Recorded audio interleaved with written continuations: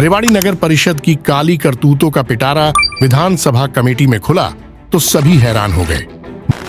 अरे देवा, ये गड़बड़ है बाबा।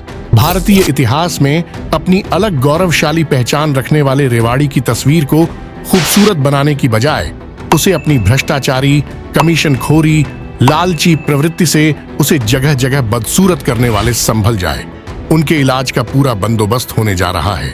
9 अक्टूबर गुरुवार को हरियाणा विधानसभा में हर लिहाज से मजबूत एक पावरफुल कमेटी के सामने नगर परिषद में कई सालों से विकास के नाम पर चल रहे अनेक कार्यों में हुए जमकर भ्रष्टाचार का असली चेहरा सामने आया तो उच्च अधिकारी से लेकर कमेटी सदस्य के तौर पर शामिल 7 से ज्यादा विधायक भी हैरान हो गए।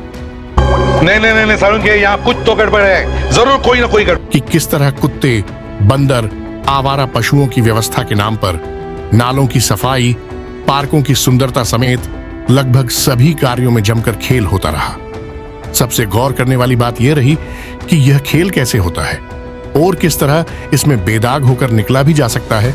इसकी पूरी योजना भी वही अधिकारी, कर्मचारी और कुछ असरदार जनप्रतिनिधि मिलकर बनाते रहे हैं, जिस पर शहर का भरोसा टिका हुआ था। इसलिए नगर परिषद के कागजों में रेवाड़ी आज भी बहुत सुंदर शहर है, जबकि धरातल का एक एक हिस्सा सार्वजनिक तौर पर आज भी इस बात की गवाही दे रहा है कि इस छोटे से शहर को किस कदर नोच नोच कर किसी भी स्तर का नहीं छोड़ा है।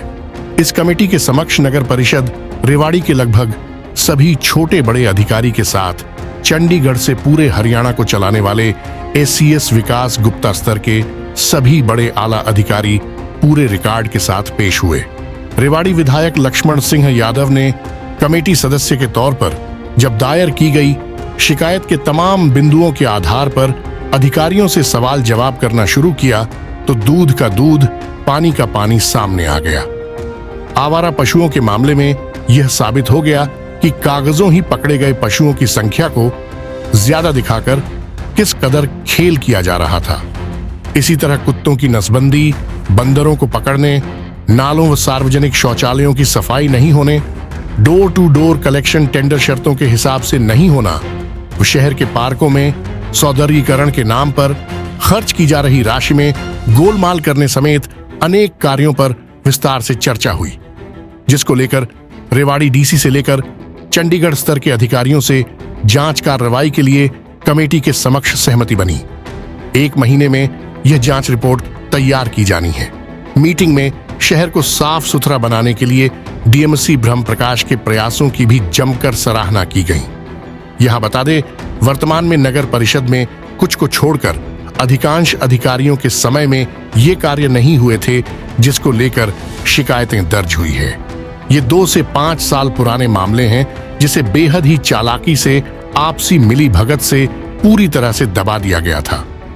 पिछले 11 महीने से शहर में चल रही सफाई क्रांति के तहत जब आई लव रेवाड़ी परिवार के सदस्य गली मोहल्लों बाजारों में पहुंच रहे थे, उस समय लोगों ने हकीकत से पर्दा उठाया तो यह खेल सार्वजनिक होता चला गया कि किस कदर शहर की सुंदरता को कागजों में दिखाकर जमीन पर जगह जगह गंदगी के ढेर तब्दील किया हुआ था।